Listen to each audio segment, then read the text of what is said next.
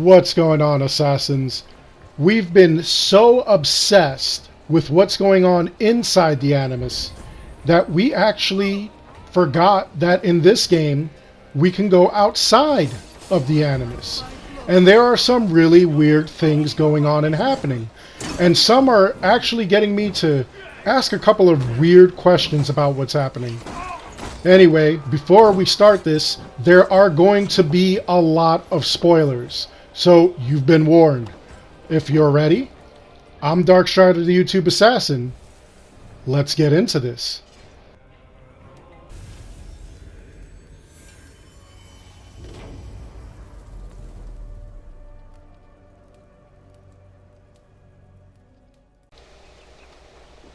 So by the end of the game, you know that Basim and Layla switch spots, and Layla is now stuck in the gray with Desmond Miles. What you don't know is that Basim can walk around freely in the present day. In the little area, of course. And he could interact with Ivor's grave and give a little nod of appreciation. And then even check this out over here, which a couple of you have translated as being upside down and backwards and saying something to the effect of Ivor is here, or was here. If that's what actually it is, I don't know. I haven't tried translating it. But there are a bunch of things that Basim could interact with. He could interact with a mailbox. He sees an invitation to a wedding, thinks it'll be interesting. But what's most interesting is this scene right here. Check this out. Now keep in mind, I'm completely done with the game, but take a look at what happens.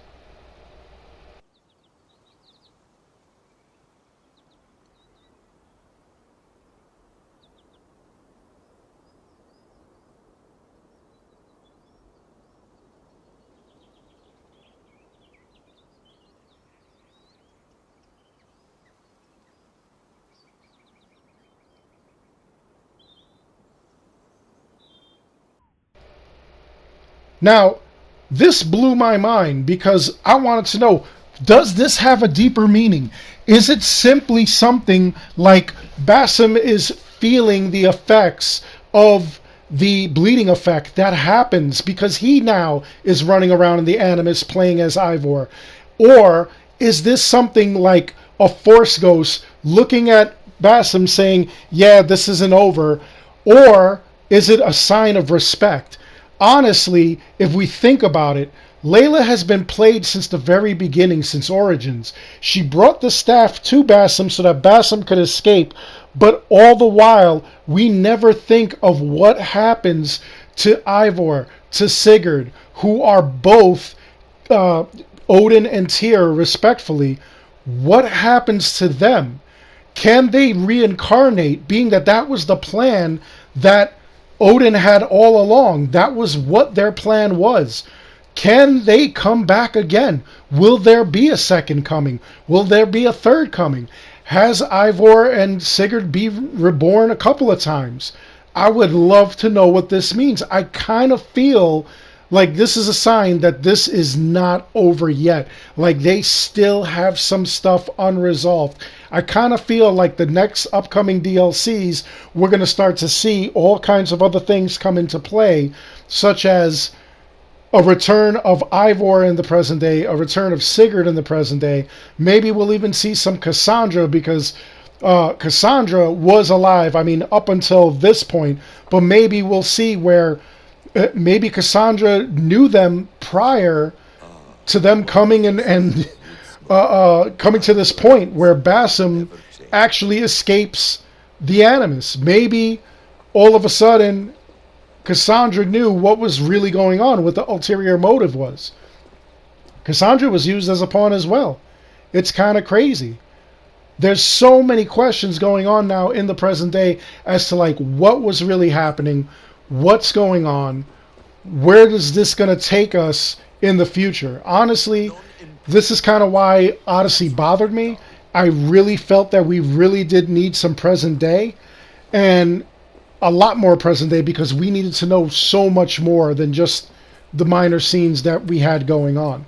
There's a ton of stuff that we could even kind of foreshadow what's going to be going on in the past or what's going to be going on in the present, because there's obviously some nonsense that's going to be going on. Now, some people feel that this game is going to be the end of the series. I don't feel like it is. We're at another nexus point where it's going to be another end of the world. The last time was 2012. Desmond fixed that. This time is going to be another cataclysm, and we don't know who's going to fix that. Will it be Layla? We don't know. Layla and Desmond from the past? We don't know. Maybe they'll do another 3 games and they actually fix it, kind of like they did with Desmond's whole series. It's actually amazing. But again, for now, in the present, Basim is the one going into the Animus and playing as Eivor. Was that the bleeding effect? With both Desmond and Layla stuck in the gray, can they change the past? While they were there, Layla spoke of, what about getting a message out? Because they can basically send messages throughout space and time. And Desmond being in there has already seen all kinds of different scenarios, and they all kind of end the same way. But Layla gave him a new set of variables, and he reset it and said, this is kind of interesting. So what if they were able to go back in time or get a message out to the past, letting Desmond know what was going to happen, what the variables would be, and how it would change our present day? Would it be the same? This is kind of like one of the most fascinating things about Assassin's Creed, is they now have the power to kind of alter everything.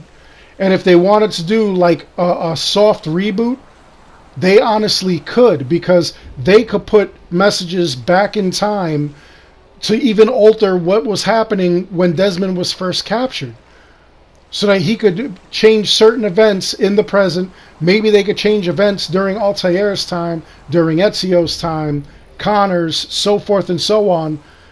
Maybe they could fix a lot of stuff. Maybe altogether they could all prepare to prevent the cataclysm that would have happened in 2012. And maybe that cataclysm would not be the cause of the current one, which, if you paid attention to the game, if you got to the end, it actually is. What's going on now is the results of what Desmond did in 2012. So, would it be different if Desmond did not sacrifice himself? Would it be the way Juno predicted, where the entire world would have just fallen into ruin and he would have come out kind of like a messiah, taking care of the world and redirecting the entire ebb and flow and history of mankind from 2012 all the way to 2021? Would that be possible? So many questions about that. Anyway, let me know in the comments below.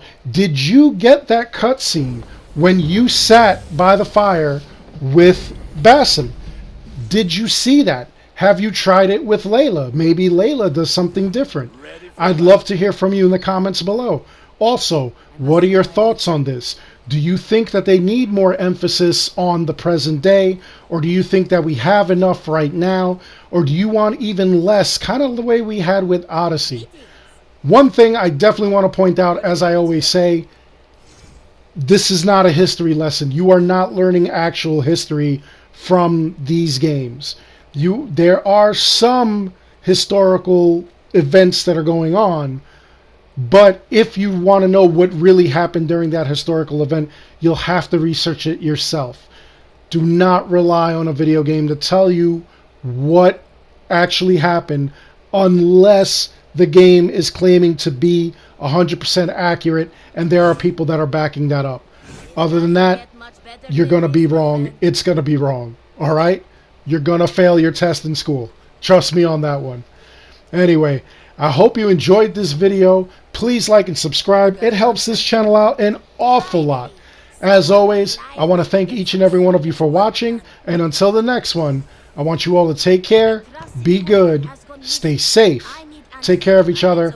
I'll see you all in the next one.